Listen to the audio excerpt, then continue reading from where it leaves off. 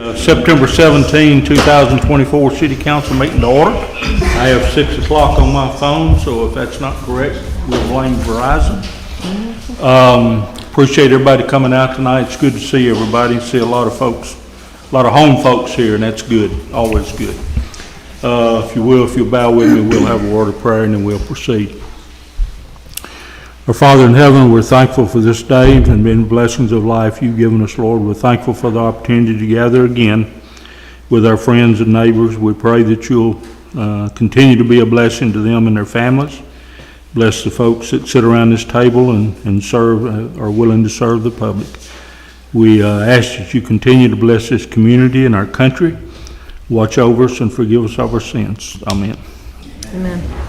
All right, got a set of minutes from August the 20th and August 28th.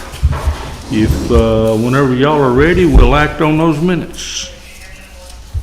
Motion to approve. Second. Okay, is that both sets, Steve? Doing both sets? Okay, it's both.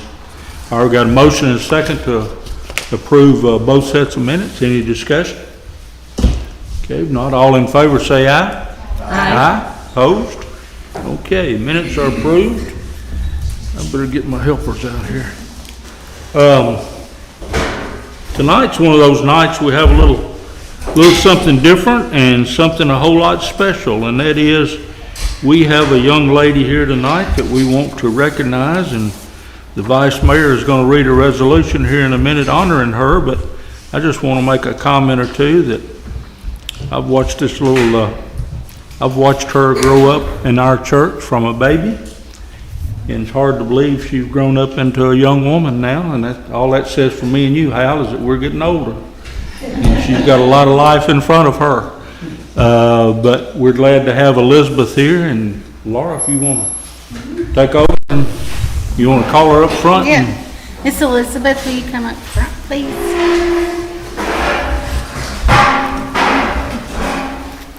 How are you? I'm good. Good. I have a few questions. First, before I even read this, what is the name of your project that you did? Chicken Chug. Chicken Chug. And tell me a little bit about Chicken Chug. Chicken Chug is a watering system that helps me get water to my chickens without opening the gate. Wonderful. Good job. So I'm going to read this resolution. That means, you stay right there. Yeah. I'm going to read this resolution to you. And this will go down. It's in the books in Nashville. Mayor has signed it. And this is an honor, and we're so proud of you, and that's why we wanted to recognize you tonight. Okay? Can you hear me, Miss Paulette? Okay. This is a resolution of the Board of Mayor and Aldermen of the City of Watertown, Tennessee, honoring Elizabeth Bagnall. Whereas last year, Elizabeth Bagnall was a 5th grade student at Watertown Elementary School, and whereas Elizabeth is the daughter of parents Michael and Nicole Bagnall and granddaughter of Paulette Doris and Alan and Beverly Bagnall. And whereas Elizabeth, as a member of the SEEK program, whereas one of her assignments was to create an invention, Elizabeth created a watering device for her chickens called the Chicken Chug. And whereas Elizabeth had the opportunity to present her invention among 350 others at the Tennessee State Invention Convention in the spring of 2024. And whereas at the spring invention convention, Elizabeth was one of 25 presenters chosen to represent Tennessee, Wilson County, and the only representative of Watertown Elementary at the National Invention Convention in Michigan over the summer. And whereas Elizabeth was recognized at the Invention Convention for being part of only 450 students of all ages chosen out of a total of 185,000 national-wide inventions. Now therefore, be it resolved by the Board of Mayor and Aldermen of the City of Watertown, Tennessee, that we congratulate Elizabeth Bagnall on her success at the State and National Invention Convention as well as her other accomplishments to date at Watertown Elementary School, and offer our best wishes and encouragement to her as she embarks on her 6th grade year at Watertown Middle School. So Elizabeth, Mayor, and the Alderman, along with the City of Watertown, are so proud of you, and we just want you to know that. Thank you. You're If welcome. you'll make a motion to adopt that, I bet we'll get And everybody's vote. yes, I make a motion that we adopt this resolution. Is there a second? Everybody want a second? Put us all down Yes. for seconds. Everybody say All aye. in favor, say aye. Aye. Okay, thank you, Ms. Watertown's proud of you. I know your family is.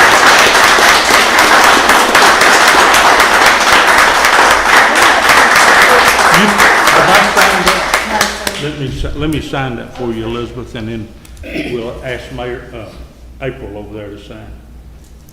My signature ain't the best in the world, but it'll be in purple. That's right. Best color, right? If you get Miss April to sign that, It's at that table over there. and we can Thank get you as you. many of those as you need for your fan club or whatever you need. She's got a big fan club. I bet. Thank you. And Miss Paulette is a former city council person here. Did you hear what I said? You're a former city council person here, and brother was the mayor here prior to me being mayor, and I was his city attorney, so his family has a long connection to Watertown city government and the city of Watertown. So proud of all of them. And Elizabeth's carrying on the tradition.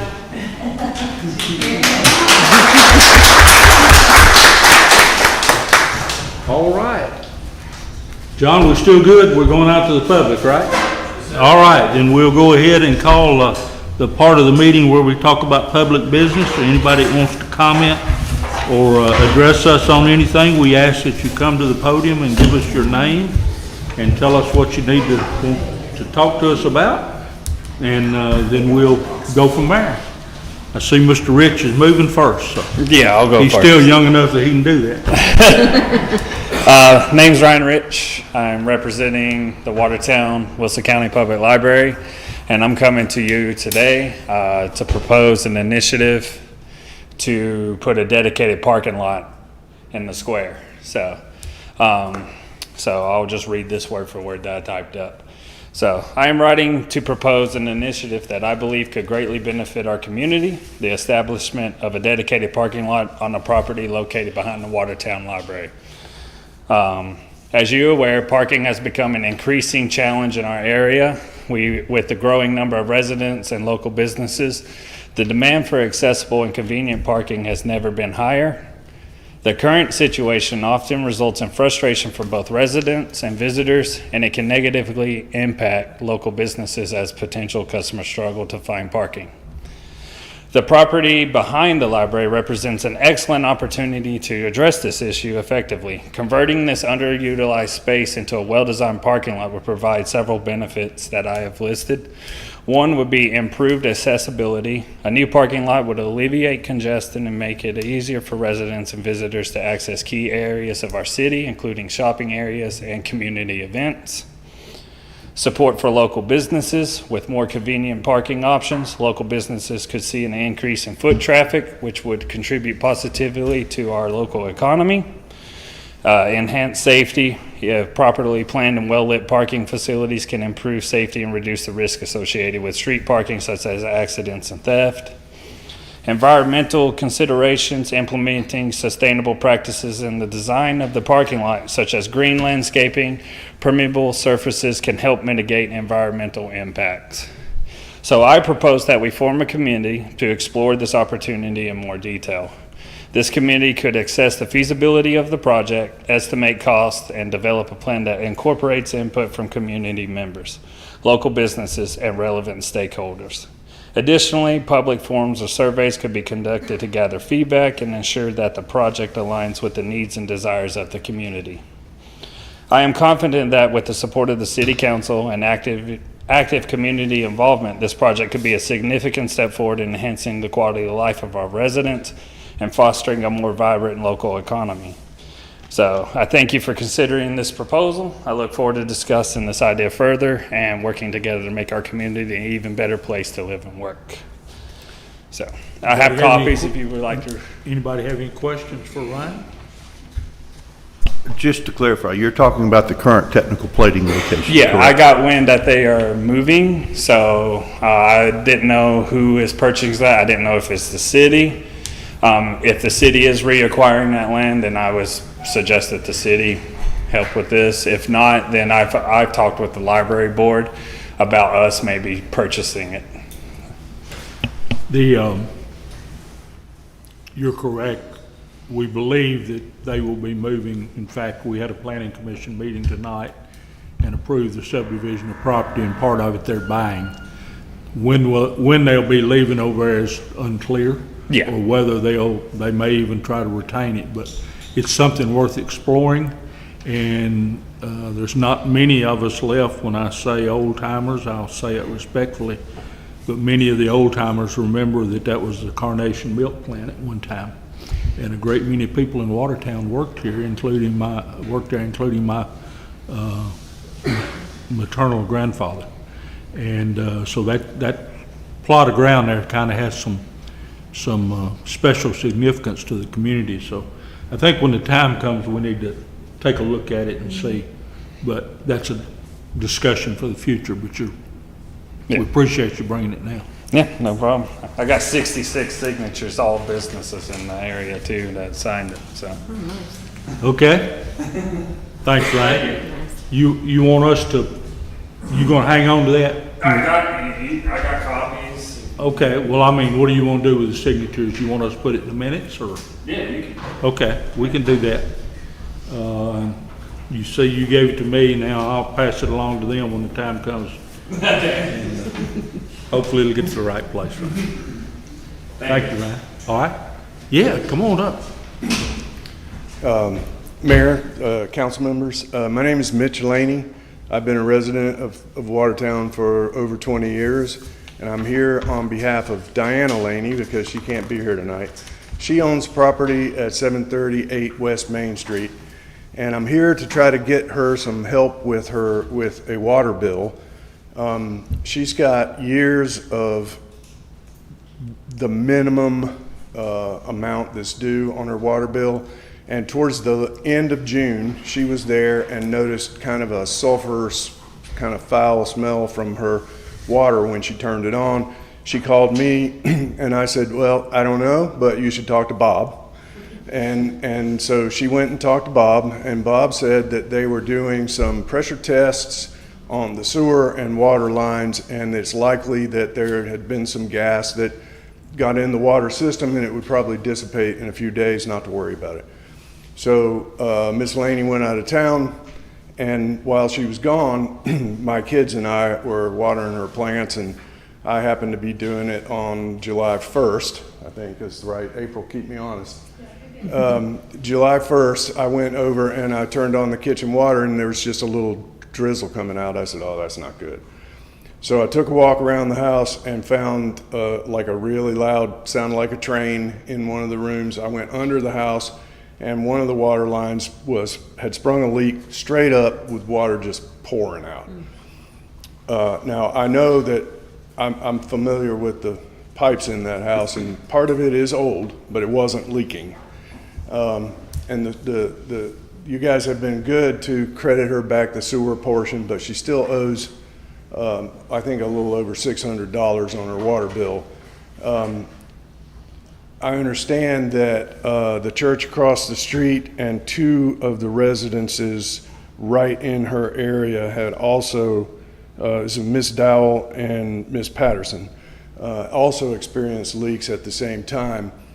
And it's my belief, and because of the several leaks right in that area, that then some of that pressure testing did cause the pipe to break like that, and it went from almost no usage for years to I mean, not none, but minimum, to 88,000 gallons in just a couple days.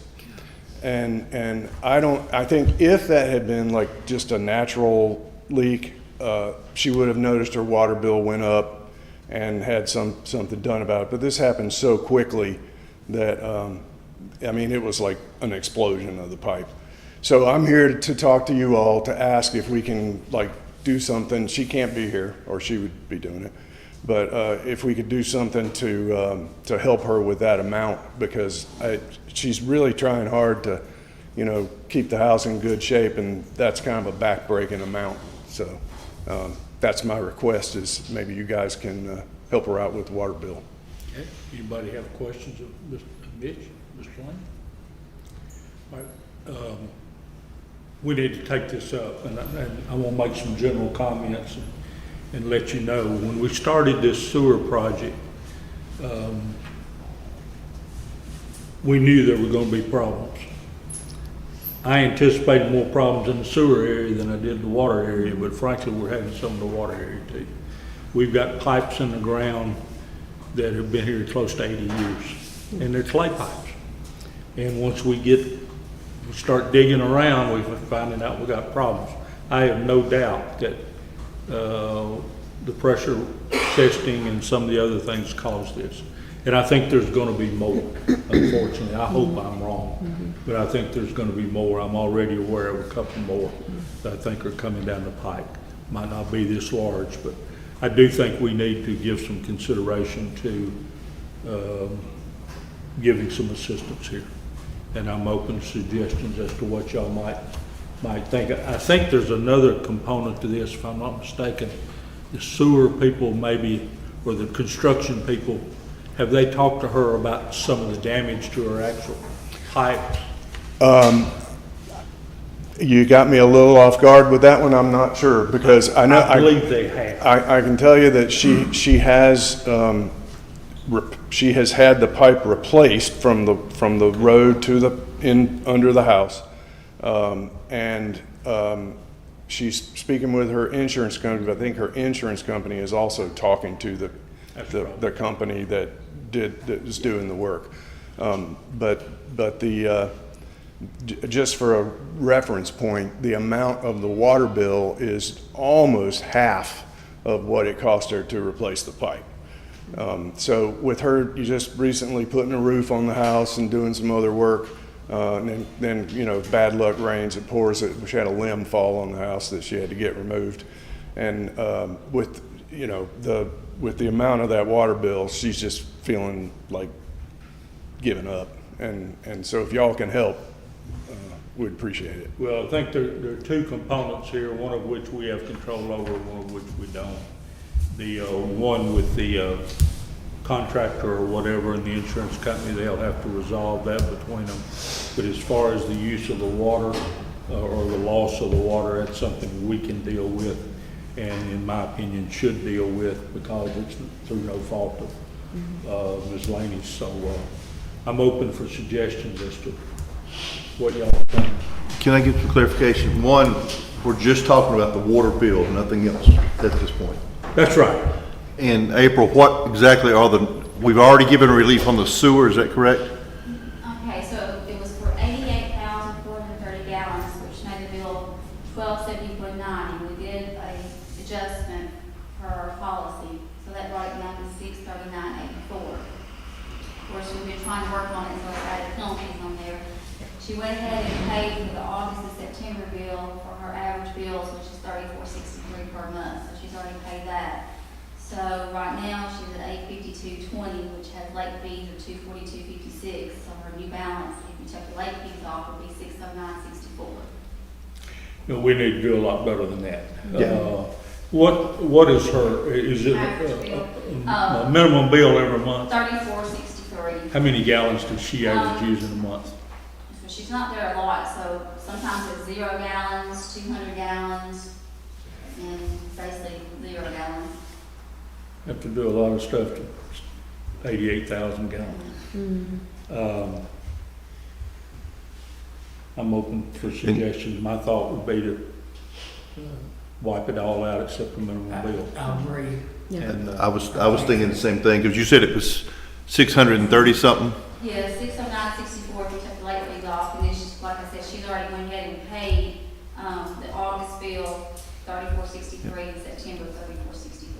Yeah, she's timely with paying her bills, and also, she couldn't be here in August, and, we told her we would not accumulate any late fees or anything. I think they had to go on the bill automatically, but not to worry about that, so.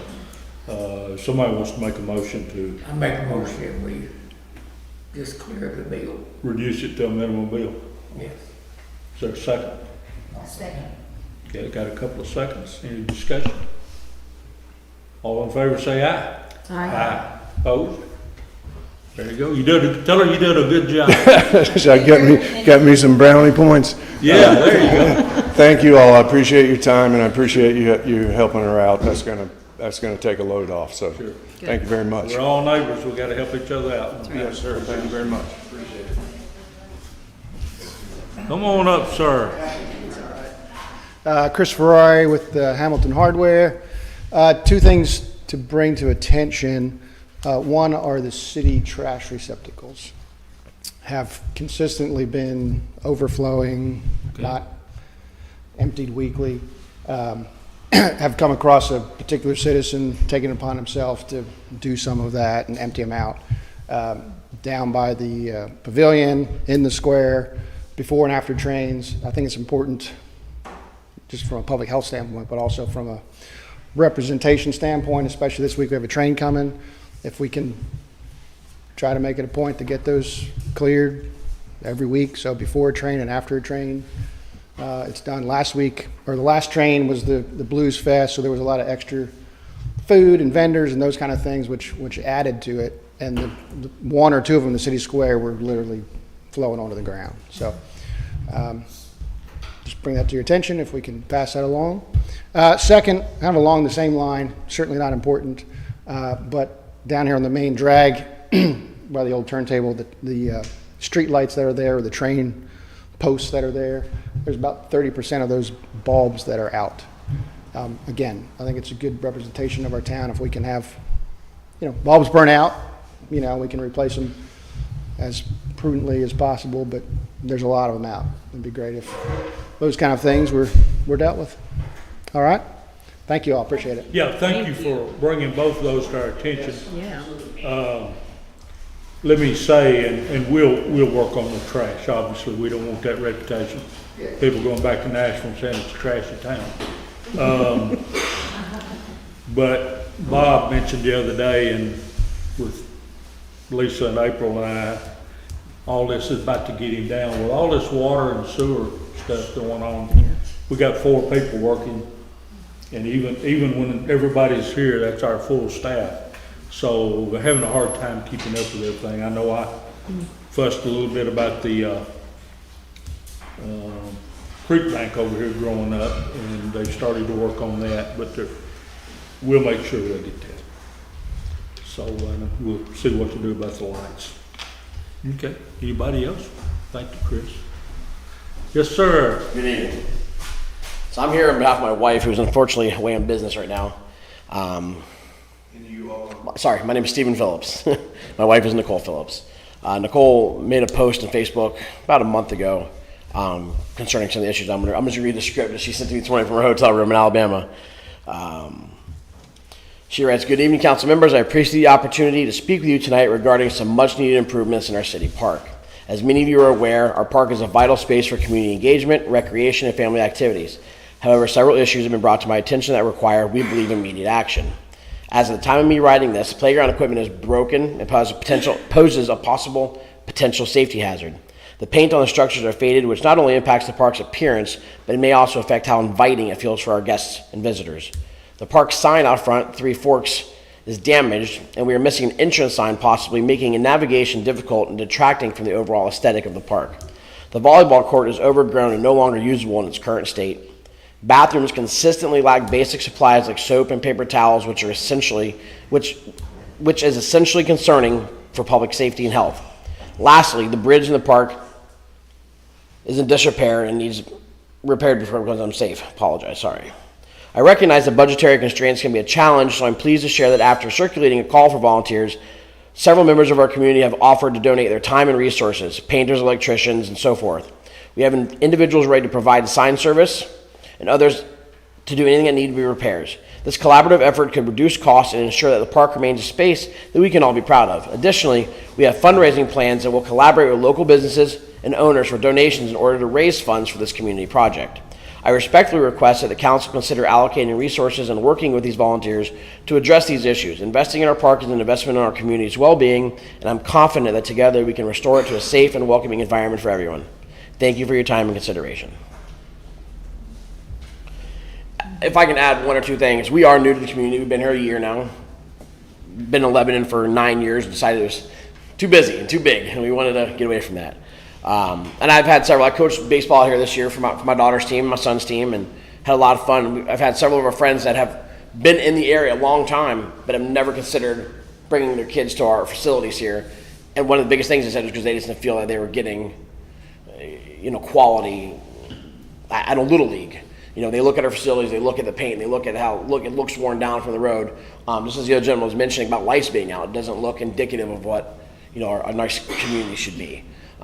Again, we've talked to painters, and I have a gentleman ready to offer all of his painting services, supplies, discount paint, but we need the ability to get to these to the funds for paint. She has some between 50 and 60 said people said they'd be out there, just name the day, name the time, we'll clean the place up. I've had an electrician that said he would offer his complete services to wire lights into the dugouts. It was hard some nights after these games late night, and kids finding their gloves. All the coaches are on their phones on the ground trying to find gloves, trying to find helmets in the dark. So there's just things that I think we could do to improve that area. Kids, investing in them is investment in our future, obviously. So that's about all I've got. Thank you, Steve. Yes, sir. Take that to heart and see if we can make that happen. Thank you. Appreciate you. Glad to have you in Watertown. Don't we have a park and recreation committee? We used to, we hadn't used it in a long time. We are growing as a city, and I think things like this would be beneficial to get that back together. That takes it off of just the 7 of us to think about every little detail. And if we had the park and recreation committee back and going, they would just report and we could collaborate that way. It's just my suggestion. She mentioned paper towels, so the entire baseball season, there wasn't enough the entire year. We used to bring it for our players. We bring our own soap and sanitizer and paper towels for our team. We couldn't go to the bathroom and use it and wash our hands properly. So. Wow. Yeah. Okay. I'll take a look at putting that back together then. Mm-hmm. I think what I do, the law says that I appoint and y'all confirm the membership, so. Yeah. That's great. We'll see if we can't put that together. All right. Yes, ma'am.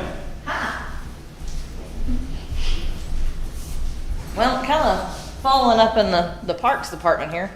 I'm Okay. Jennifer Pruitt. I'm the co-secretary for the Watertown Saddle Club. We are the 501c that rents the arena over here. Okay. You and I have had a conversation. We did. The Saddle Club has been a staple to this community for many years. We, as well as the park, are facing some pretty difficult decisions at the moment. Our lighting is no longer working as it should, but the wiring to the lights and to the announcer stand are extremely out of date and could use a complete overhaul. We are hoping the city of Watertown would be able to help us with this matter, as we, the club, do not have the funds to replace the wiring and the light fixtures. As some of you may know, the arena has been at the park since sometime in the 60s, and the lights, to my understanding, were installed at that time. It was originally used for walking horse shows and was known as the Watertown JC's Walking Horse Arena. They did not pay for the use of the arena, is my understanding. The announcer stand was built in the early 80s by the Watertown Saddle Club. This arena has been a big part of many of our lives. We've had first dates, we've had friends and family come together, neighbors. We draw quite the crowd of spectators on a warm summer and spring night. Folks of all ages gather around to watch the horses and visit with their neighbors. We initially reached out to Middle Tennessee Electric and had inquired about having the security lights put on the poles. You and I had had a conversation about this on the phone. They've told us that they can't do that. Okay. This is actually a member of ours, and he is also an electrician. We thought that initially the Middle Tennessee Electric ordeal with the security lights would be the most cost-effective while providing ample light for what we need. They're just not willing to do it. We, as a club, were willing to eat that cost. We've had 2 quotes in total to fix these issues with the wiring.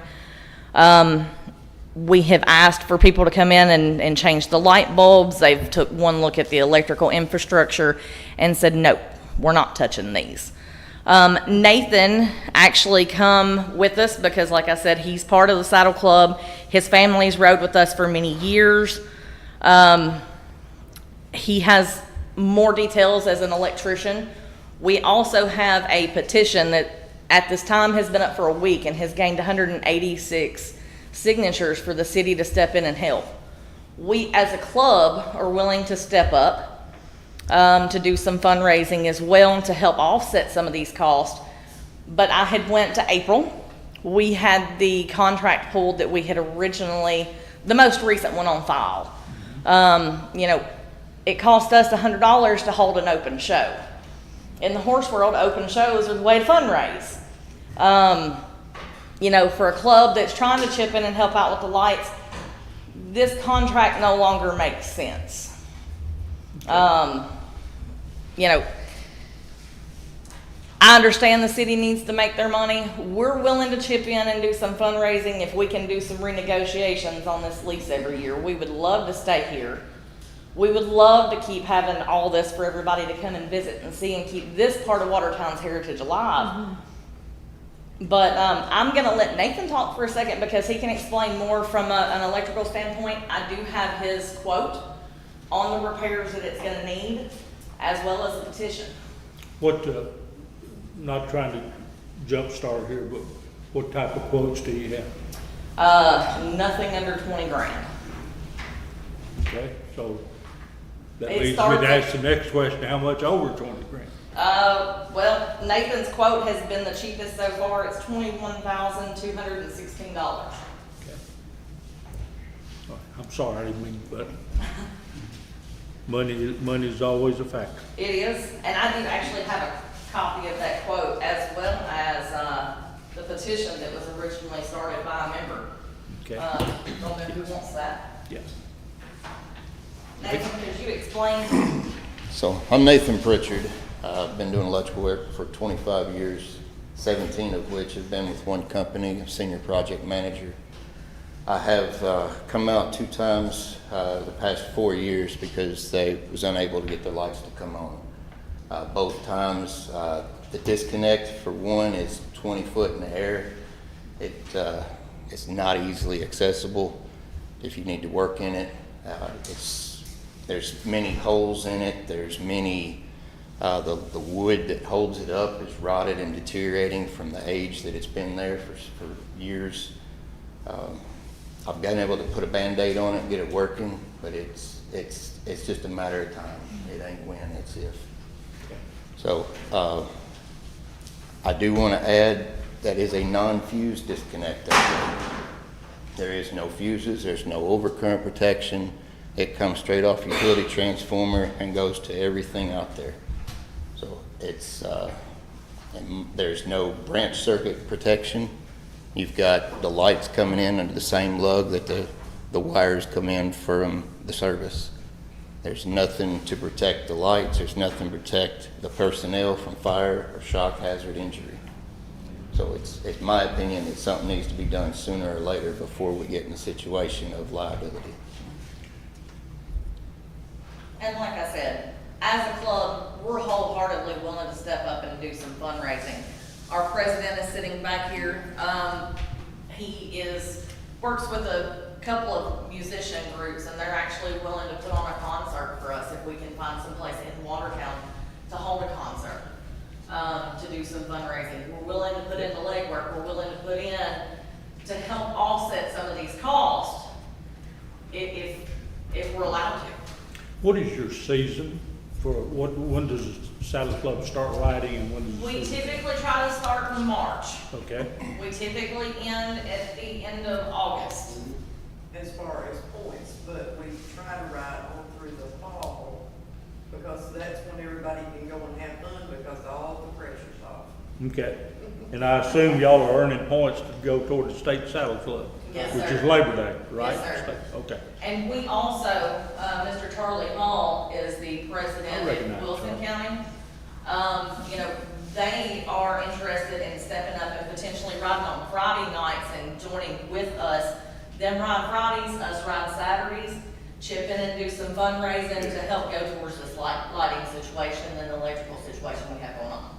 All right, the reason I asked that is, obviously, your season's coming to a close, but March being the key date, we need to have something done between now and next March. Is that a fair assessment? That is a fair assessment, yes, sir.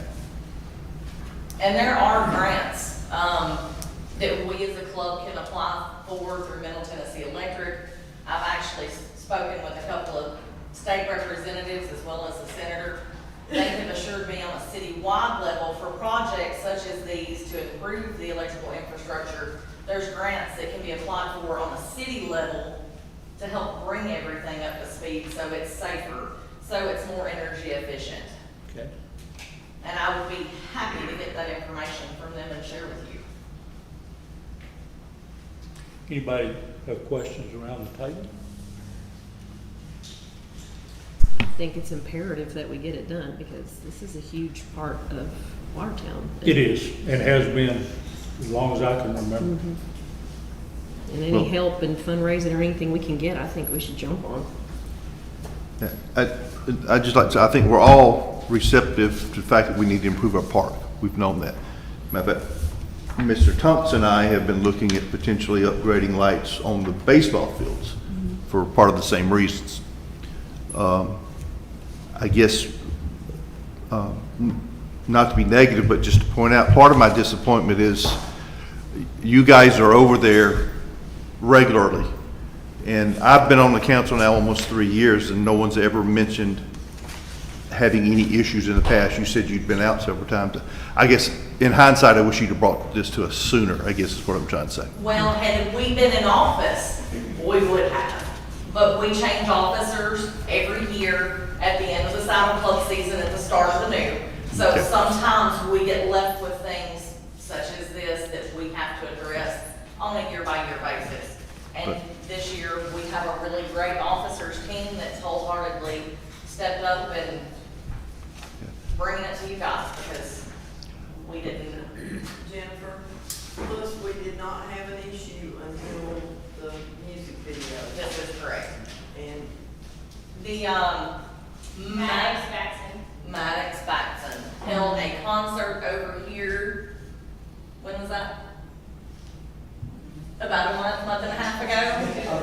Okay. I didn't want to misspeak because he was kind of the partner in crime on that one. They come in, asked to use the facilities, trouble over there in the corner, said that they could do it, didn't know who to reach out to. We just happened to be coming through. He got a hold of one of us. We come in. At the end of the night, when they got done using the arena, they shut off the lights and they didn't come back on, or a portion of them would come back on. So we actually come down here to practice before state show and have nothing. So the music people cut the lights on? We come and cut the lights on for them because they requested them to be turned on. At the end of the night, they got turned off. We weren't here. I actually traveled from Allen County, Kentucky to still come and ride down here if that speaks anything for how our club is. We have members from all over. Somebody turned them off at the end of the night, not quite sure who it was. But again, the system's older. They might have not held their mouth right, let's just be honest. You know, we are probably the only club still left in Middle Tennessee that does not went up on dues, just to try to keep it affordable to keep our numbers up. we have 38 families this year. And that's 38 families. 38 families this year, and that's probably one of the biggest crowds in several years. Well, I don't think you gotta convince us that, at least me, that's been a part of this community. I remember the walking horse show. We had a dandy walking horse show. Hill building. Yep, and the city of Lebanon saw that it was successful, and they took it to Lebanon and basically took it away from us. Well, just for the record, we still have walking horse classes, if you wanna come down and hang out. Well, but let me tell you where I'm headed with this. So it's got a long history here of people not only riding here, but people, as you said, coming over here on Saturday night and watching. People like me don't understand anything about horses other than they got 4 legs, but it was fun to watch. So I think we need to talk about getting it back on track. So that's the reason I asked about March. Nathan, we'll do some talking. We can't solve this problem tonight. Sure. But I think, if I'm not misreading around the table, there's probably a commitment to get it back into decent shape. Phenomenal. Appreciate it. You know, sometimes you have to walk before you can run, but my biggest concern is what Nathan said. It sounds to me like there are a lot of safety issues there. And we don't want somebody dying over here. You know, if they fall off the horse, that's one thing, but if they get electrocuted, that's another. And so let us take a look at that, and we'll do some talking and see how to come up with the money. We've talked about the electric part. What else needs to be done, or is that what we need to focus on right now, the electric part? The electrical. We handle the boards around the fences, so we get together at the start of every spring. We do a spruce up, fix what boards need to be replaced, do the replacing of boards on the bleachers, put a coat of paint on everything to make it look nice and pretty. I mean, of course, if you have a Parks and Recreation department that's willing to come out and spray every once in a blue moon, of course, that would alleviate whatever. We don't have a department. We got 4 guys that are doing everything, okay? That's what I'm talking about. Well, we do have a department. It is streets, water, sewer, and parks, and everything else. So, and there's only 4 guys. But I think there's a commitment here to help, to try to get this done. And try to have it up and going in March. So let us do some thinking and talking and see what we can come up with. Phenomenal. You be thinking about where to get the money. We actually need to have some open shows between now and then. To help raise one a money. week as long as the weather holds up, and that could make profit. Yeah, and whatever, I mean, we just don't have, you don't have lights, as I take, so. Well, Nathan has wiggled his nose and worked his magic, and we have lights now. He held his mouth right the last time he turned them on. They're operational. Not all of them are functioning as they did once before, but They're good enough to ride. they're good enough Till we to fix get it. us through. All right. As long as For a couple of unforeseen other shows. circumstances. All right. And we're gonna put caution tape up so nobody touches anything. Gonna do what now? But Put caution caution tape up so nobody touches anything. Good luck with that. Because the gentleman that was here a while ago talking about a lot of the things that are wrong at the park, one of the pieces of equipment down there, one of the chairs was ripped off, that it can't be replaced. And it was ripped off, and it's right there wide open, and it was ripped off, and we don't know that we can get a replacement for that. And also talking about the bathrooms, we can stock the bathrooms, but believe it or not, folks, at the end of the night, people take that stuff home. Yes. They do. So, I mean, there's only so much, I can't put an armed guard on the bathroom. But we want to, but what, I didn't mean to be real sarcastic about it, but putting that tape up is probably not gonna stop anybody that wants to do damage. I agree with you. But we're gonna try to watch it and do the best we can. I will reiterate, we don't wanna lose the saddle show, okay? Appreciate that. I appreciate it. Yeah, thank You y'all. have my number. Yeah. Holler if we can help. Okay. Thank you. Keep Allen County straight, you know, I told you I got an investment over there now. I'll take care of you. Yep. My grandson goes to school over there with one of her family. Randy Anderson, I bet I know what you're here about. Yeah, so I'm Randy. I'm sure y'all have seen me past couple years, general contractor here in town. We're wanting to do our third annual Family Fun Day at the park. It's a chili cook-off, cornhole tournament, pretty much same setup as last year. We added bingo last year. Everybody that was kind of the hit, was playing bingo in the park. But wanted to just run that by you again. And the one question I did have is last year the bathrooms were down. I think Bob had just winterized them right before we started. So we had to get a couple Porta-Johns delivered, same day delivery. So that kind of got pricey. So just wondering if this year, do you think they'll be closed down then so we can pre-order the porta potty so it's half the cost? Like, should we set that up, or is that a Bob question? That My gut hunch is Bob hadn't even thought about that because we've got so many Gotcha, things yeah. going on. When do you want to do this? The second Saturday in November. So we'll dodge the fire department's fish fry and not host it same day. So that will be Veterans Day, but last year we did it Veterans Day. We honored our veterans. So everybody kind of really enjoyed that. So we'll make sure to make special notes on it being Veterans Day. Okay. So it's November 9th. Okay. And we're looking at from 11 to 5. Okay, is there a motion to approve that? Allow Randy to use the park for Family Fun Day? I make a motion to approve. Yeah. Second.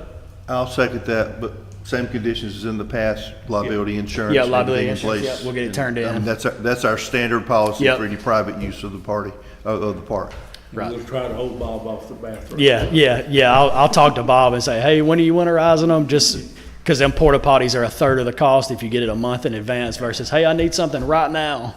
And they're like, yeah. Can't help it. Okay. And then the last thing would be the Saturday before Christmas. Last year we handed out plates, kind of to-go plates for Christmas, just a Christmas dinner, another way to give back to the community.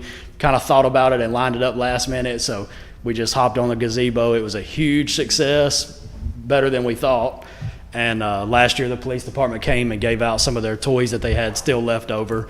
So I think this year, if we can get the gazebo again, and I'll get with Chief Henderlot, we've been talking a little bit about just joining with the police department this year. That keeps everybody out of the police department for random toy pickups, and it's one day, it's a Saturday, whatever we do at the square, but we'll handle the food and the marketing aspect of it, just the social media stuff, getting the word out, and Watertown Police can be on board, and just a community combined deal. And You know what your hours will be that day, Randy? yes, it'll be December the 21st from 1 to 4. Okay, that's a Saturday. It's a Saturday. It's the Saturday before Christmas. So. All right. Whoever made the motion, do you want to go back and redo that motion and add in approving this as well? Are you good with it? Yes. The one thing that I'll speak on it when I get up there, but I'll speak in your. Yeah. Go ahead. Yeah. Go ahead. Is if we're going to do this together, make it a combined effort, we definitely would not need any vehicle traffic through the square during those times. Now, the reason I say that is when you get, some parents bring kids, some don't, but you start loading boxes and toys in the back of cars and people eating and this, that, and the other. It's a lot. Even, I'll have 4 or 5 officers there, but it's still a lot, no matter what. So that's something that the council may consider as well. Is it big enough that maybe we need to move it to the park? In my personal opinion, it would be safer at the park, we would have shelter, and then there would be no problem because that dynamic of where it's at. But I also don't want to hurt the dynamic of food for him. I can eat anywhere, but some people, I don't know, I don't want to mess up anything that would. Yeah, I think last year, our decision for the park, number one, we didn't know how big it would be. His first year, it's kind of a random thought, a week in advance. I think I text Mike like, hey, we just thought about this. What do you think? City council's done. It had done pass, so we couldn't come back. So it's just kind of spur of the moment. And I think the Christmas feel of the square, we got the Christmas tree, all of our crew wore Santa hats and we served meals. So it's just a little tighter community versus like Family Fun Day when we do got cornhole boards and a chili cook-off and bingo and inflatables. Then that is a whole lot bigger spread out event. So sometimes it can take away a group of people's over here, then somebody's 30 yards over here, versus that Christmas feel was kind of tight knit. You know, everybody's kind of in the same vicinity. So it seemed like a lot more social on the square than the park, if that makes sense. You know, and just with, you know, businesses decorating for Christmas, it's just a better theme with it being, you know, Christmas. So Let me go back then and let's stay with Hal's original motion on the Family Fun Day. Did you make the motion? And who seconded that? Steve did? Okay. Stay away from Christmas right now. All in favor of the Family Fun Day on November 9th, from 11 to 5, and with Bob making sure the restrooms are not winterized, all say aye. Aye. Opposed? All right. Now,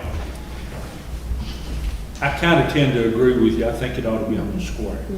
But, and I also think that. Right, yeah. I see both sides cars ought to be too. shut down. So I'm thinking that is the Christmas season. The banks will be closed. If you're gonna do it from 1 to 4, the banks will be closed. But we do have some businesses around the square. How does that affect them? How many businesses in the circle part of the square, though, is still open at 1? I don't know the answer to that. Because I'm thinking there maybe is only 1 in the circle that's at 1. What time do y'all close? Noon? You're open? Yeah, we open every Saturday now.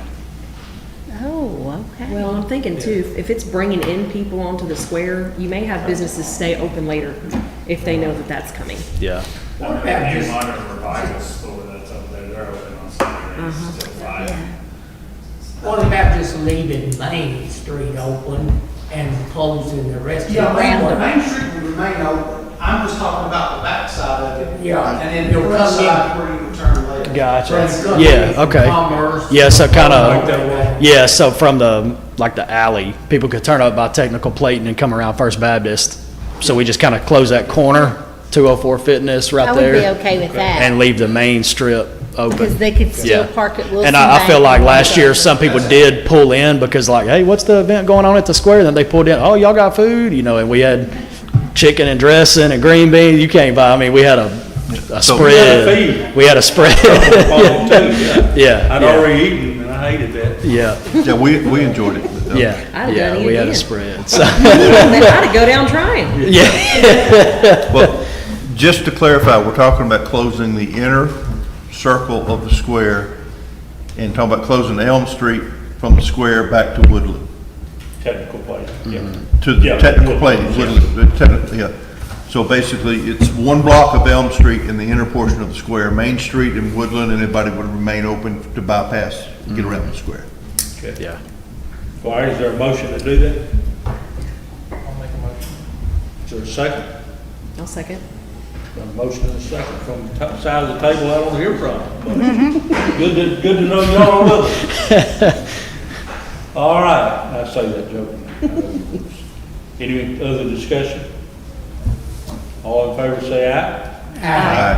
Oh, Thank you did pretty well. Yeah, thank you. I'll stay in contact with Henry Light and we'll just make sure we get all the logistics, everything planned out. Y'all work it out. Thank y'all for doing this. I used to represent a man that his theory, he was the director of schools, his theory was if it don't get to my desk, it ain't a problem. Yeah. That's some way I feel. If it don't get to me, it ain't a problem. Anybody else want to talk to us from the public? We got anybody out in radio land, TV land, whatever it is? How many people are watching? At the moment, 11, but there's been 39 views. Ah, good. Okay, it must have been expecting a blood lady. Most time when people watch that, they're expecting somebody's blood to spill. Okay, we'll close the public business portion of it, and Chief, I think we're ready for the police report. I think you up first tonight.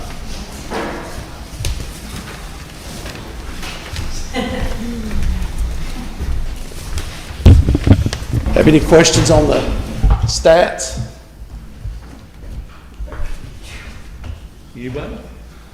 I must be really doing good. Can you make the font bigger on the report? Yes, for you. Yeah, because it's hard to read. Yes, I will. I like the progress. Yeah, we've really, you know, the volume has picked up and continues to pick up. So, Let me make a statement before you go any further. I am extremely proud of this police department for the way they responded on August the 22nd. When we had the swatting incident here, I had no idea what that was until this happened. But our police department was the first one to get there. I think the chief was actually the first one. And the sheriff's department rolled in, and they rolled in mass. They didn't send 2 or 3 cars. It looked like they rolled everything they had, and we rolled everything we had, and people, and we did a good job. Yeah. And thank goodness it wasn't even any worse than what it was, but it kept a lot of parents and grandparents on the edge for a couple hours. But our people responded well. We have a school safety plan. It's not publicized, of course, for obvious reasons, but they trained for this, and after this occurred, they're already talking about things they can do better. So I just want to say publicly that our folks did a great job. And the folks over here at this table have heard me say before, the 2 words I probably hate the most is when I'm in a county meeting somewhere and they say even Watertown, because that implies that we're something less. Well, Watertown took care of it that day, and the sheriff fell in behind us, so don't give me this even Watertown crap. I'm sorry for my language, but my mother's gone, so she won't hear it. But anyway, they did a good job, and I'm appreciative of that. And moving on, he's got some suggestions on some things that'll help even more that involve spending some money, and he and I've talked about it, and I agree with it. So okay. if you're ready to go, let's yeah, so move on. the first thing that I want to bring to our attention is our radio system. You know, we renewed our radio system because we had to, because the county went to a different system, and we're part of that system. With a lot of research and some of the things we do, we had another system that doesn't work for police anymore. I am proposing that we get our own private channel that would service us, and you know, if the fire department needed it for some reason, we could actually start talking and communicating, the officers to the base, the officers to each other during our events. We're so limited in and gracious for the sheriff's department and the agreements that the council and the mayor's got working with them for dispatch for us. But there's many times that we need to be on the radio and a phone's not always the answer, and texting for these events. And I've asked the mayor to spend, it's $28,192. Puts a new satellite on Mount Defiance. None of those prices will go up from the rentals I've already got with John Jewell. And this really would prepare us for anything that would happen here with our own channel. And only us would hear our verbiage. It would not disturb the county's verbiage. A lot of times when they get on certain calls and they hold the radio, there's no problem with that. They should, for safety. But we still have things going on too when they do. You know, so our officers need to be able to communicate with each other, tell each other where they're at, what they're doing, and so forth. So I think this would be a plus for the city. 1, safety. 2, you know, at some point in the near future or long future, we probably will go back to maybe dispatching some of the things that we used to do. We might get 100 phone calls during the day. If we don't answer, if somebody's not there or whoever's answering has to go out on the road, then 911 answers, or the sheriff's department. So we, you know, I don't know what the actual agreement is, but we need to lighten that burden with things that happen here. Now we can tell them what we're doing, that's not the problem. But now everything rolls to them. They have to dispatch us to everything, and they should dispatch us to the 911 calls. There's no problem with that. But we do need some form of communication during our events and when they've got the radio held. Now, they don't hold the air every single time, and it's only an officer safety issue when they do, but they have a gamut of channels that they can speak on and not be on the channel that the air is held. We don't. So The figure he's talking about would come out of the $75,000 we put in there in budget for COVID money. And he and I met yesterday morning, we talked about whether he would need that money in the foreseeable future for anything else. He believes this is a good investment, as do I, so I recommend this to you, and I'd like for you to approve. We did make it part of the budget that $75,000 we set aside for police expenditures could not be spent unless the council approved it, so I'm recommending that to you. If somebody would. Make a motion and we. One question, this is a one-time expense, any ongoing? That's correct. Any ongoing expense after the initial investment? No, well, the only ongoing expense is what we already incur that we pay Mr. Jewell for the rentals. For the other, it's we're taking old equipment off that doesn't service our needs, it's not secure, replacing it with the same amount of what it costs, whatever we pay rent. So there's no new equipment needed. It's all the same system as what the county put in with the encryptions of the P25s. Oh, Yes, sir, one time. Is that who you said? So we've got a motion and a second, further discussion? All in favor say aye. Aye. Opposed? All right, he's got another good idea. I believe you'll like this one, Hal. Yeah, so I've done a lot of research after Mr. Hal said this, and I've always wanted to do this, but now it becomes more and more evident that it's something that we really need. So the drone is an amazing idea. The one thing that when we got the call, we got a phone call for the situation. It didn't come from dispatch. As soon as the phone call yanked it out of Crystal's hands, I was there. It's not about me being there, but what it is about, had we had a drone, I could have launched that drone from the police department and known if somebody was on the rooftop. None of us got on the rooftop. Think about that. I mean, if he'd have been on the roof, it'd have been over for me. It's okay. I mean, I'm Christian. But the whole point is we need to take all necessary safety means. And, the program, I spoke with the mayor the other day, and,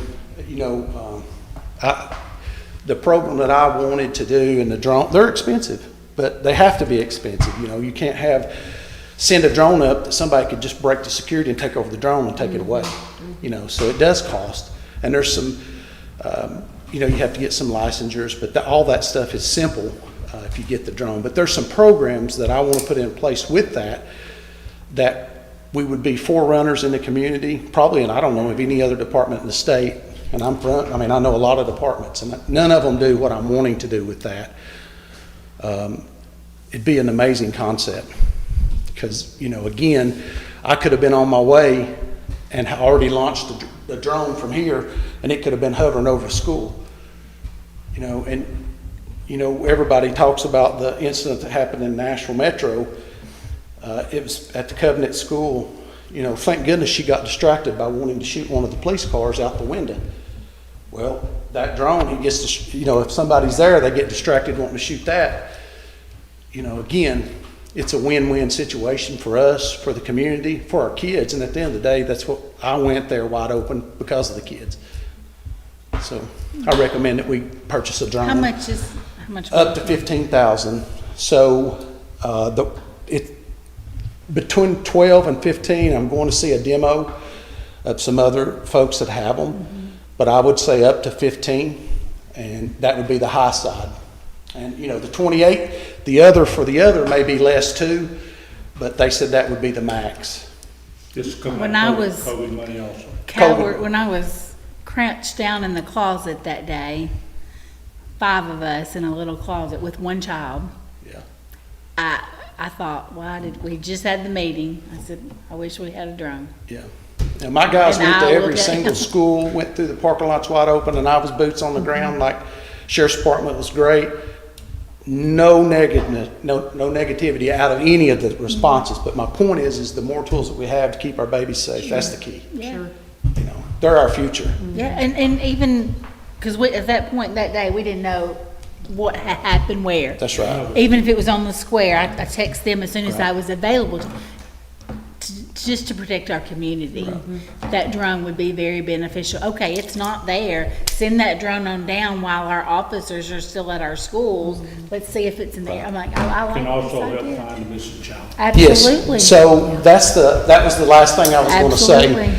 The other expense is when you start getting thermal stuff, and that's something that we really need. Now, we've had 3 big instances, one of which you're like, remember, you're like, well, where's the command center? Well, there was one, but now we definitely have that articulated, and I showed the mayor the way that we worked on that the other day when he was over there. So that is crucial, and that thermal imaging, you're, if you're got a little bit of heat to you, it's going to pick you up, and you can launch it immediately. And there's so much that it can see, such a vast area. I need a motion to approve up to $15,000 to purchase a drone. I bet you want to make it. All right. A second. Okay. Further discussion? I kind of sensed you had the horse sold, so that's the reason I cut it. Okay. That's no problem, sir. All in favor, say aye. Aye. Okay. Tell Miss April about the Nixon, where we are on that. So I'm waiting on them to get back with everything has different departments, but for government outsourcing, and what I mean by outputting it out, that person has not responded to me, but I will have that secured, and they said it wouldn't be much, a monthly commitment or maybe an annual, but it wouldn't be enough, and I don't think that is something that I'd have to bring back to you and say, hey, it's going to be $400 a year, like whatever, if within reason. That's then awesome. I'll go forward with it because my budget could stand that. Okay, cool. Thank you for checking into that. You're super welcome. Lebanon has that program, and I get those all the time, and that's a very good thing. It is. So thank you for bringing that. So let me ask you on that Nexel. Sometimes we get things that I know is happening in Lebanon that's major. Sometimes I know something major's happening in Lebanon and they don't put it out. Is there a direct person that's supposed to release that information? So to my knowledge, yes. Okay. And I get that and not there's some things that one person's at everything. I understand that. So that when we do release this, I just want to, whoever, I don't even think it should be you, because I want you actively involved in Well, it wherever. won't be me, because if it is, it won't work, because you won't get any notifications, because I'll be out there. That's what I mean. So just when we get this, let's really think about who is that person that's gonna update as needed. Well, it was really a blessing. We tried a new dynamic at the police department with someone at the front desk 2 or 3 days a week, and she fielded almost 175 phone calls from parents, grandparents, and this, that, and the other. And, she had no clue, but she had the words when I grabbed the phone. Yeah. What I told her to tell people, and then I left. So 100%, something like that happens. They just need a peace of mind. There's somebody at the office, so no problem. Thank you. What else? Yes. So one of the other things that I would like to come is to get a few more sky cops, and I'd like to put one in front of the elementary school. And I'll tell you why in a minute. I'd like to put one in front of our city shop. Some of this federal government property, surplus property from FETMAS, has got to be, if we're not using it, needs to be somewhere it's under camera, fenced in per se, so we can get some of the fencing and all that stuff from them as well. But I do want to put cameras in those 2 places. One, to watch my stuff per se, or the city stuff, protect that. And plus, it helps with the creek and the people on the thing, and it would get that main thoroughfare, just the streets, and in the front of our building. I think that would be a value-added service. The elementary school. So, on my way to the elementary school, I got out with somebody. Matched, similar description, but was not the person. Well, I caught it because he was picked up on our camera at the end. Well, that's a long ways but what he had done is just come through the woods, and I think we need a camera system there that looks at the roadway and looks at that bottom parking lot, because that's something I can log into and see myself. Now, the county has great cameras, but they're cameras for them, not for me. And I'm there, I was there in 10 seconds.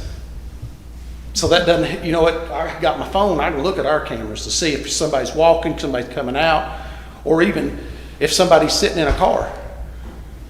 So, you know, those are two Sky Cops that I would like, and I would like one at the intersection up here. We've had numerous wrecks of late that have been actually going to probably involve some lawsuits, not on our end, but, you know, the turning out of Three Forks, turning right and then turning back left is a big problem, you know. So I think that we need those three. I would recommend that we lease them.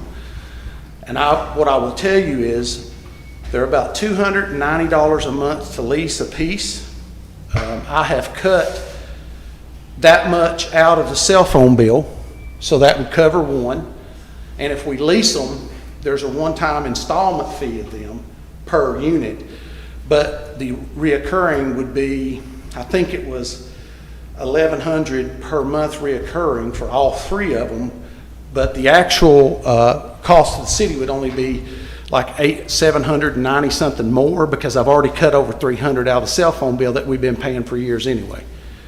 So it's really not an introduction of $1,100, it's an introduction of $800 per month for three systems that would be school-oriented, elementary school in front of that, be installed on one of the poles, in front of our city shop, and then one down here at a pole on Depot, but facing the roadway. So it would get Depot and all of Sparta Pike in that intersection, and even up to probably to the high school.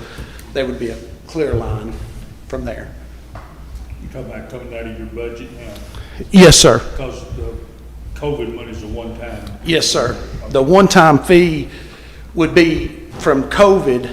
I would ask for just the installments and that, but the $1,100 would only damage my budget, which $800's a lot, but I cut $300 out. So how much is the installment fee? It's $875 per pole. So we're talking about $2,500 something. I think it was it 23? Well, 2,400. Okay. So you need that to come out of your COVID money. Is there a motion to do So that? it's gonna be about 2,600.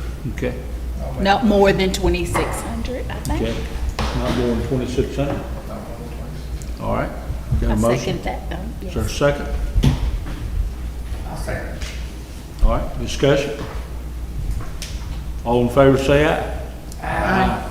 Okay. All right. Got three more things. No money spending. I thought you were pushing the envelope there. Now listen. So this is amazing things for the community.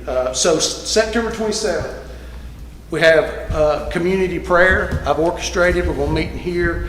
All the community leaders, the pastors, fire, EMS, police, Mount Juliet. I've tried to notify everybody. We're going to be here 8:15 to 9:15. No, we won't be praying for a solid hour, but we get some folks in here, you know, have a little prayer and worship as in that part. And that's September the 27th here. So on Friday here at the community center. 8:15 to 9:15. 8 a.m. Yes. We probably need that prayer before we play Lebanon that night. We'll say a prayer. You'll be here, hopefully. Well, you might not. I hope you do. No, I plan to be. All right, so October 31st, we'll have trunk or treat. We're going to do it here like we did last year, if you all approve. We'll have, some folks have already said they would cook some chili. We'll have plenty of candy. We're going to have a special for the kids that we're going to have. I don't want to give it away, but it's something special for the kids, and they'll love it. And that's going to be here? Yes, well, At the back here in the back. That's where we did it. It proved to be more beneficial because of the tractors and the trailers that they pull. We were able to get them across and come here instead of the square where they couldn't get turned around. I just think it'll be more easier and safer for us. What time did you say that? 4 to 8, 4 to 8, 1,600 to 2,000, 4 to 8. Okay. Okay. Do we need to approve that? We don't have to approve that. Nah, just use the park. There'll be so many people moving around that Oh, night. I know. You said one more. One more thing, yes. No money. No money. You can come get your belly full, though. October 23rd, we're going to do coffee, donuts at the depot again. October 23rd, 8:30 to 10:30. 8:30 to 10:30 on October 23rd. Hopefully, we had probably 125 people last time. Hopefully, it's even more. Just come by and see us. We've already got our flyers sent out, ready to send out. And I'll make sure that I email everybody that, but I just wanted everybody to know that's, some 4 important dates that are coming up. Thank you all for supporting me and the police department and the community. But I believe you can tell that I'm totally for the community. Any questions? Mr. Chief, anybody? Thank you. Oh, I'm sorry. Watertown website, per se, or Facebook page. We have a website that we advertise the meetings and put our agenda on there. Who's our moderator? Michael Stoffel's still doing that for us? Yeah. We can get that done.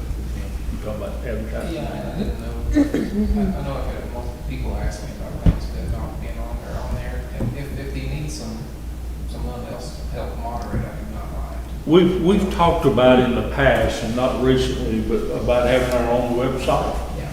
But Michael stepped up and he wanted to do it, so. If he knows about it, he You wants put to it do on it. there, yeah. He just says, I didn't know about this. I wish somebody had told me like when I've Yeah. spoken to him. So Yeah.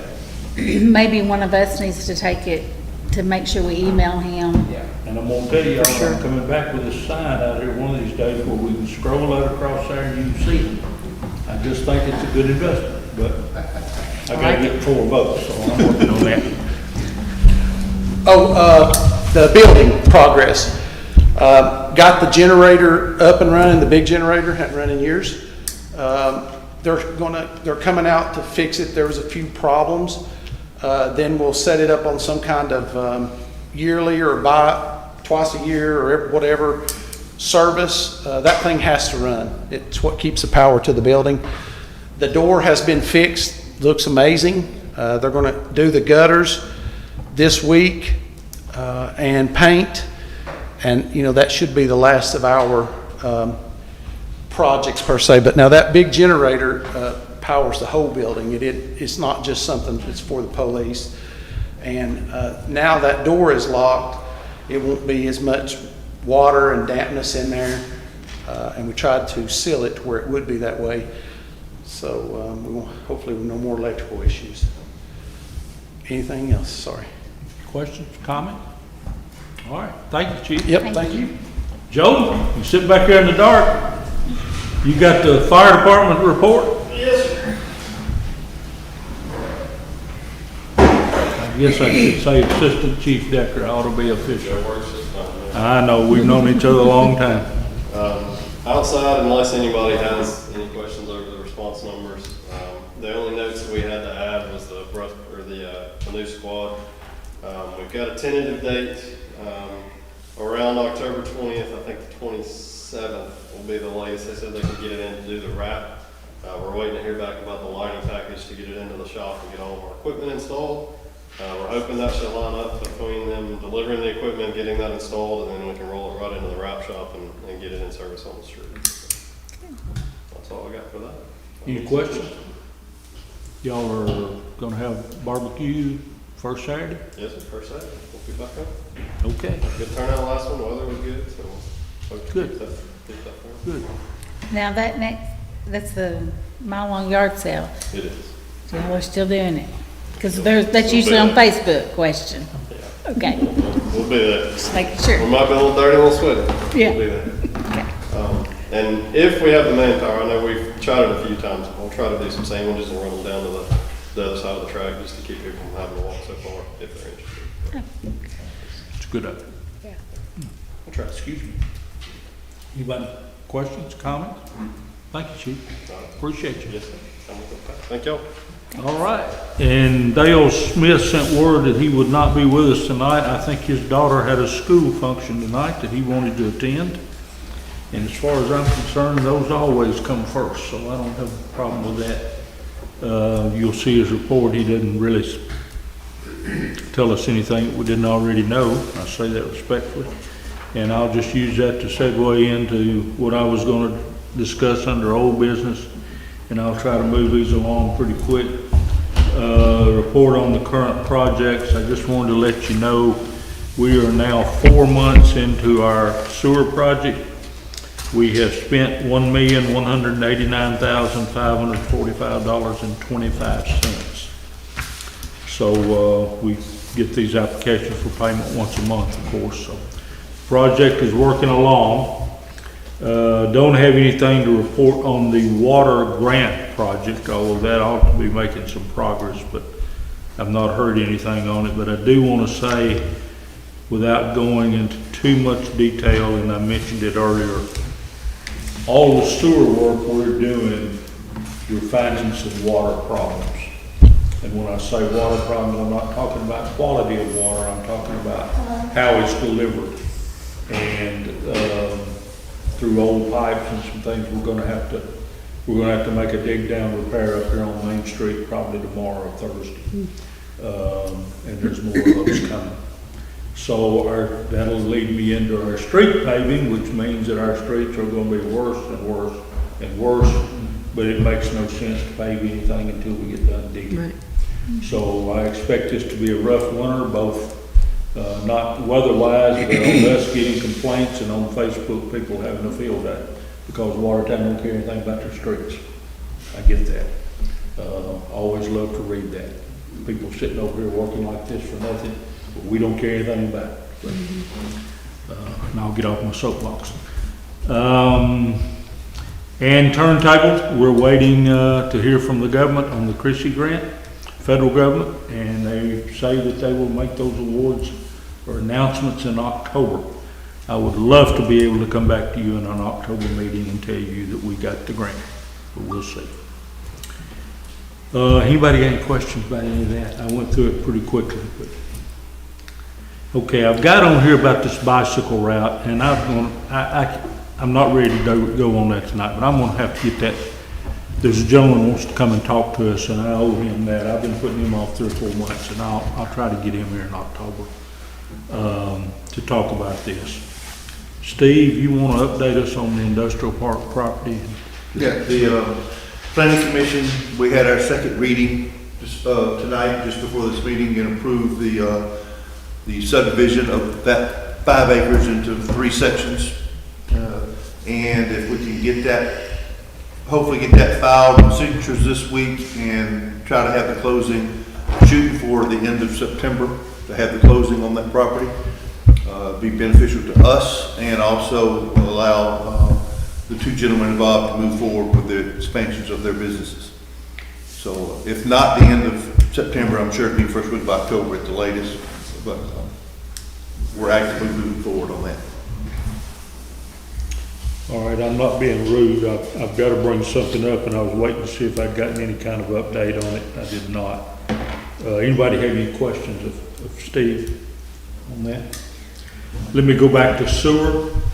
We bought an easement through what I consider the Ashworth property, so I'm showing my age here, Laura, but Anthony Hall and his family own that property. It's on the north side of the East Main Street, next to the bridge. We bought an easement from them 4 or 5 months ago for $16,000.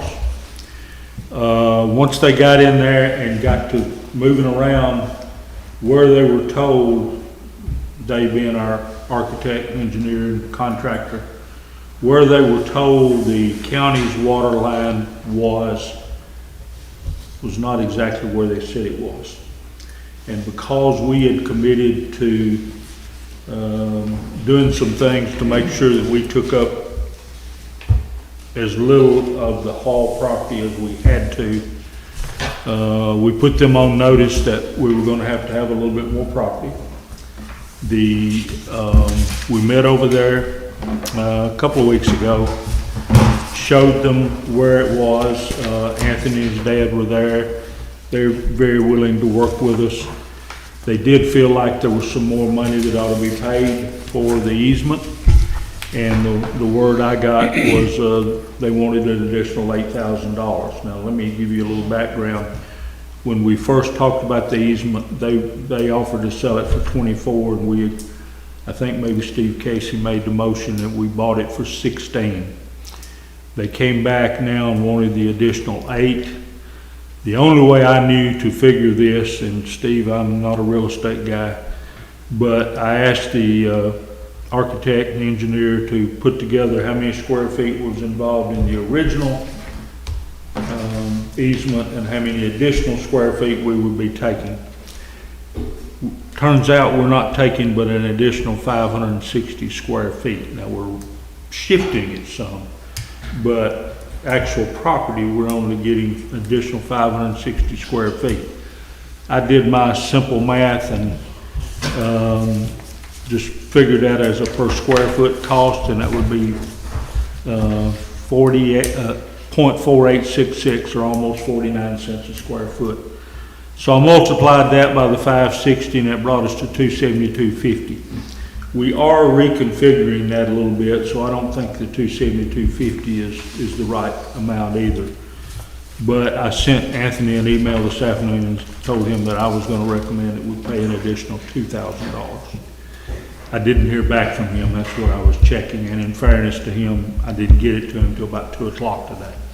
So if y'all see fit that you think we ought to pay more, I did tell him that I would support that. But otherwise, if you want to pay the 8, we need a motion to approve that. If you don't want to pay the 8, we need to make a counter offer or whatever amount we want.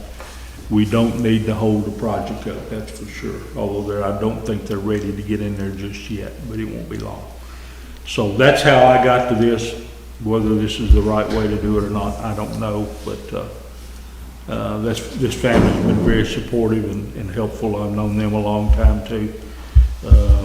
Some of the people here know them. They're a fine family, and you know, I want to be fair to them. I don't think 272.50 is a fair amount. So y'all tell me what you want to counter offer or whether you want to pay the 8, and we'll move on. So had we put it in the original plan where we paid them that amount of money, it would only be 272 over, is Yes. what you're saying. And they've come back and asked for 8. They have, but now we've reconfigured it a little bit. We've had to. In other words, we've taken more property in some areas and backed off in some areas. Right. But the So total we're only additional square totaling footage, is 560 Yeah. square feet, and they're wanting $8,000 for 560 square feet. well, and his reasoning to me was, that's what we originally wanted priced it to start with. But originally, that was gifted to the city in an easement. We originally had a small easement gifted to the city back in 1980. I made that 70. arrangement with Mr. Ashby. Absolutely, now never mind. And Thank you. his, I've said this many times, but his thing with me was, I asked him how much he wanted, he said, I don't want anything, I don't want to be brought into the corporation. Don't He bring didn't us want in me the city. And that farm's still not in the city. And he's not, because I pledged to him, as long as I was here, I wouldn't, and I didn't expect to be here for 2 years, but I told him that wouldn't be a problem. But I will keep my word. Well, I think 8,000 is too much. Yeah, so I'm looking for, y'all tell me what to go back to Anthony with. If he accepts it, we'll write him a check, get it done. So his original one was 20,000. The original one was 24. Yeah, he's trying to go back to the original amount he wanted that we negotiated down from. So he's basically attempting to hold us hostage over 560 square feet. Kinda. That might be a little strong, Steve, because he told me, so we're not gonna hold the project. Yeah. He's Well, told me that. purely from a business real estate perspective, that's the way it's coming off. It may not be their intent. I don't know them. I've never met them. That's just, but I will say your $2,000 offer I think is generous because that works out to $3.57 a square foot. Personally, I was thinking I'm okay with the 2, but you know, we don't want to sit here and squabble over a few $100 one way or the other. I don't know that he's going to go much lower than 2 if he accepts the 2. Well, let me just say to you, there's nothing scientific about the 2, I just kind of pulled that out of there. Yeah. So, I personally say 500. Yeah.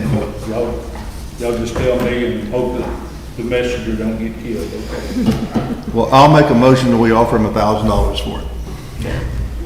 I'll second that. Is there a second? I'll second that.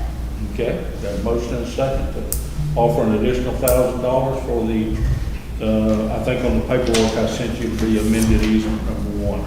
So, I further think it's discussion referenced on it? easement B. Sorry. It's easement B on the, Yeah, yeah.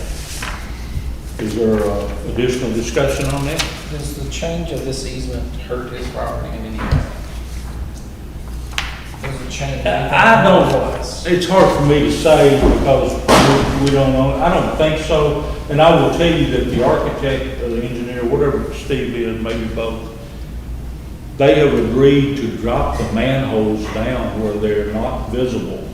It will not affect his cutting hay or anything, and the manholes will be located by GPS.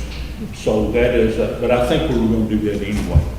But, that's, you know, you're not gonna have it sticking up that far. And that's an issue for them, and I Yeah. get that, I Yeah, we understand didn't that, hang it bush hog totally, and yes. hay cutting stuff on it. All right, you got a motion and a second to pay $1,000. Further discussion? All in favor say aye. Aye. Okay. Anybody opposed? All right, got that done. Got a budget report there. Nothing alarming about that. The July, August, September are always revenue, they're not even revenue neutral. Revenues are less than expenses because property taxes don't start coming in until October. And I don't know about y'all, but my city recorder sent me a property tax bill. I got it yesterday, so I'll be able to pay that as soon as I want to, I guess. Well, you can't pay them before the first Monday in October. October 7th. October what? 7th. Okay. Well, my daddy would have been here on day 1. I don't know if you look for me on day 1 or not, but we'll see. But anyway, there's nothing remarkable in there. Now, if we're still showing negative amounts in January and February, that'll be concerning. One other thing for me, and then I know Laura's got one that she wants to talk about, and that is we are already back into the early voting season. Early voting will start on October 16th. Our next council meeting is scheduled for October 15th. So I asked Tammy, the election coordinator, I would like to hold our meeting on the normal night. And will that hurt her in setting up voting machines for the next morning? And she said it would not if she could come in that afternoon and test one on here just to make sure everything works. I said, I didn't think that'd be a problem. So I think we can still do the October 15th meeting. And I think we've already approved them doing early voting October 16th. So I don't think it requires anything. But I wanted to make sure y'all were still good on October 15th. Okay. Laura, I know you got an important announcement. Yes.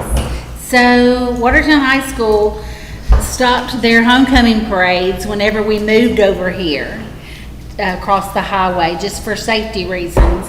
But we had Lola Claire Chappell's the student body president, and so she approached it to us, and it was approved with Hinderlight's blessing that he would help us control the traffic to keep the safety under control of us crossing the highway. That was our big issue.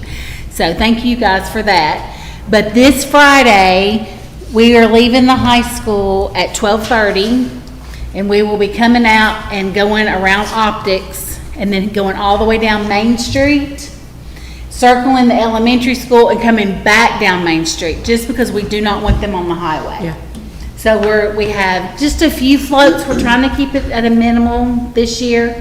The few floats, the band, and the juniors and seniors can decorate their cars. So from a little bit that morning, we're gonna have some festivities outside at school. So Officer Chief Hinderlight, we would love for you guys to be running through just to make sure everything looks good that day. I'm sorry, I keep calling him officer, it's just a habit, I'm sorry. Chief Hinderlight. But we want all the community, and I didn't know the best way to get it out to everyone. I've sent an email to you guys. We would love for you to bring your families. The elementary, middle will be participating and watching it, so we would fill the streets that day. I love that. So That's so awesome. we're gonna leave the high school at 12:30. So it will take, we're planning on a good hour, because the band's marching. The band will not be marching back though, just to let you guys know. We will pick them up at the elementary school, but everybody else will come back through Main Street. I hope everybody will participate. I hope so, I'm going to be too. on a special assignment that day, and I won't be here. And I hate to miss it, I honestly do. I noticed one of our citizens said on Facebook that she was glad we were finally having a parade. Well, we used to have a parade every year. We did, and we had hadn't every had it year in, until we went over yeah, there. 10 years. So I'm glad you put that back together, and I hope it'll be an annual thing. Mm-hmm. Now, piggybacking off that, the next week, we're gonna host Lebanon in football. We are. And there will be a special recognition that night of the 1964 Purple Tigers who beat Lebanon in the Industrial Bowl 9-7. I have to take shots at my Lebanon friends when I can get them in there. Lebanon was a 30-point favorite. Watertown won 9-7 and never scored an offensive touchdown. They scored on a fumble return and a field goal, the first field goal they've been kicked that year. And I can tell you a funny story about that, but it involves a word or two I shouldn't say publicly. So I'll tell you privately, but I won't tell you publicly what conversation before that field goal was kicked. I wasn't there, but I was told. But anyway, that night also, we will be announcing this year's inductees into the Watertown Hall of Fame. And then on Saturday afternoon, I believe at 4 o'clock, there'll be a banquet to honor them. They've already been announced. I'm going to forget somebody, but Ann Fisher Armstrong, Jimmy Roberts will be honored posthumously. Jerry Armstrong posthumously. They're both gone. They were running backs on that team.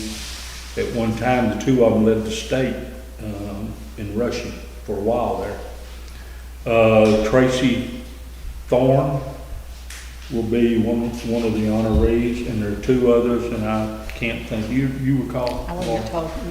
But they'll be announced Saturday. Ellis, something Ellis. Thursday. Who? Last name Ellis, maybe?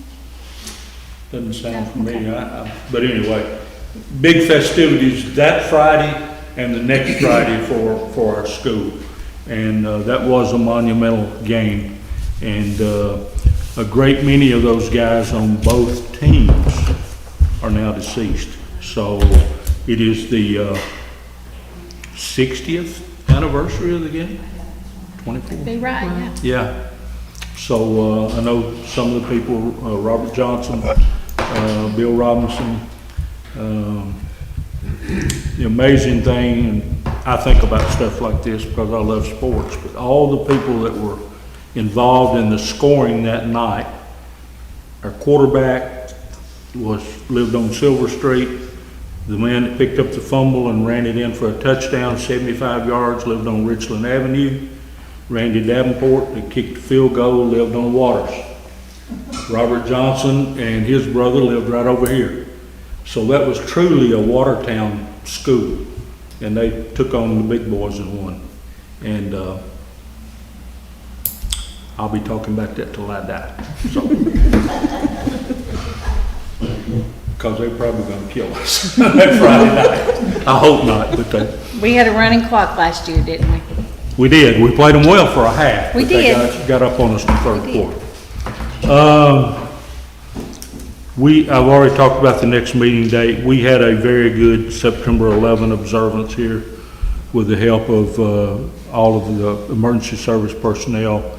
A lot of sheriff's department people came. We honored the police department, sheriff, fire department, WEMA people for what they did on August 22nd. We had a good speaker, a Homeland Security agent, special agent, Jeremy Rich. And we had a gentleman who was actually a fireman at the scene. He responded as the second tower fell and he worked every other day at the site removing stuff, which I assume probably means bodies. But anyway, he was here and wore his uniform, so it was kind of a neat thing. So, trying to think if I need to beat my gums anymore here. I can't think of anything else, but we had a good day that day. The band and the choir always do a great job, and Scott Corley always participates. As a matter of fact, the date kind of slipped up on me, and I saw him at the football game. He said, "Mayor, you want us there?" And I said, "Of course I do." I acted like I had it under control, but I'm glad he reminded me. All right, Miss April, you're first. I have nothing. All right, Mr. Kyle. Just probably talk some more about the old town hall building, but nothing for tonight. All right, that'll be a future discussion. Okay, Laura? Mine was just about the safety of employees for when something like what happened the end of August. I feel confident that the ladies are taken care of because I feel better knowing that they had that lock. But I do still worry about our guys. I mean, they're out there, and that Nexel sure would help. Or I'm sure that these ladies got word to them, but Yep. Officer Hinderlight's Chief. Chief Hinderlight and the other officers, we want them responding to that. So who's gonna tell them, hey, we need to lock our city down? Who's gonna tell our businesses? Like, that Nexel's gotta happen, or we need to come up with another plan. So I believe anyway, it's coming. okay, I'm done. Thank you, Bob, Chief. Steve? Not a whole lot, just I will reiterate Kyle's concern about the old city hall. We need to address that building. I toured it last week with Bob, first time I'd ever been upstairs. Actually, it was in better shape than I thought it was gonna be in based on what I heard, but we still need to address that. We do. Anything else? Nope. Kyle? The pickleball courts down here where we go tear the concrete up. The concrete is still gonna be, demolished. What Lee had told me, we've had good weather. I mean, obviously, he's doing it at no cost. He said probably the next good rainy day we have, it'll get torn up. Okay. Because it'll be a day he can't work anywhere else, and he'll have his guys up here. But I'm gonna, matter of fact, with early voting coming up, I'm gonna contact him tomorrow and follow up. Hopefully, maybe we can get it done before early voting starts, That'll because be a good thing. if not, during early voting, it's gonna be difficult to do because of the people parking over here. So, I will follow that, so I've got a mental note to follow up with Lee tomorrow on that. On the pickleball courts, we have 2 basketball areas. Could we not spend our time and make one basketball court really good and the other basketball court into a pickleball? We could. We actually had Is that not set up cheaper? a portable pickleball thing over here one day and played. Y'all were working that day, I think. Because we have a portable one, we put it in our driveway, I mean, it can go, but all they would need is the lines and a net. So that's why I thought it might be cheaper if we just maybe put even lines on one of the basketball courts. We always keep our nets up, and let's turn the other basketball court into the pickleball. It's getting to be a big thing. It is, I mean, it is. it's nationwide now. I've spent money in gas going to Lebanon. There's a professional pickleball league. People are getting paid 6 figures a year to play pickleball. Well, there's no It's gonna be the next sport. I sat down Saturday afternoon at a restaurant to eat before the football game. tiny, And tiny. all these college games on 6 different channels, and you know what they had on? A pickleball game. And I wanted to see, I get it. and they were playing pickleball. Yes, that's the next generation. Yeah, I wanted to say it's football season. You not realize we're in the South, we play football. We'll work on that.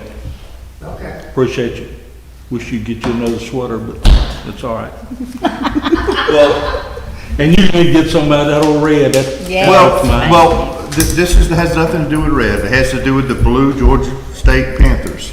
I am a Georgia State alum. That's where I have my degree from. And I am a proud alum that we beat Tennessee about 3 or 4 years ago and beat Vanderbilt this year. You beat us. You beat us during the Derek Diddley days. Yep, You sure and did. Just to put it in perspective, when I graduated from college in 1985, Georgia State did not have a football program. It's less than 10 years old. I think, if I'm not mistaken, the year they beat Tennessee, it was the second year of their program. You are correct. And many of us who see a lot of games realize that our program was in trouble then. Apparently, the folks who made the decision didn't realize that, and we struggled for about 7 or 8 more years. But I would have terminated him that night before supper time. All right. Anybody got anything? Anybody? We've had a good meeting, had a long meeting, gotten in my supper time, but it's working. Anything? All right. I make a motion. Good. We're adjourned. Thank you.